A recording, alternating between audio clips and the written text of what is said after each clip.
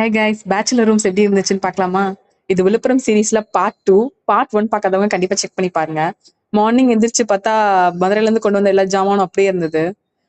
வெளியே போய் பார்த்தா செம்ம வியூ. பைபாஸ்லாம் வந்து டைரக்டா தெரிஞ்சிச்சு. எப்பயுமே நைட்லாம் நல்லா சவுண்ட் கேட்டுட்டே இருக்கு, பஸ் போற சவுண்ட் எல்லாமே.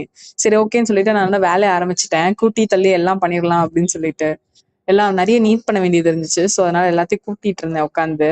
சரி, நம்மளும் ஒரு லாங் ஷாட் எடுக்கலாமே அப்படின்னு சொல்லிட்டு படிக்கட்டுல வச்சு எடுத்துட்டு இருந்தேன். என் பையன் சுத்தமா எடுக்கவே விடல. ஓடி ஓடி போய் எடுத்துட்டு இருந்தேன் கேமராவே. ஸோ அவனோட மல்லு கட்டி எடுக்கிறதுக்குள்ளே போதும் போதுன்னு ஆயிடுச்சு. பேச்சுலர் ரூம்ஸ் வந்து கொஞ்சம் குப்பையா தான் இருந்தது. நிறைய அரேஞ்ச் பண்ண வேண்டியது இருந்துச்சு. அதுவும் ஆக்சுவலா எனக்கு அடுப்பு பார்த்தோன்னே செம்ம ஷாக் ஆயிடுச்சு. அது கொஞ்சம் க்ளோஸ் அப்ல காட்டேன், நீங்களே பாருங்க. அதுல வந்து ஒரு 2-3 ஓட்டை இருந்துச்சு. அது வழியா பால் இல்ல எண்ணெய் ஏதாவது சிந்திச்சுன்னா கண்டிப்பா ஓடாது இருந்தது. ஸோ என்னடா பண்றது அப்படின்னு யோசிச்சுட்டு இருந்தேன்.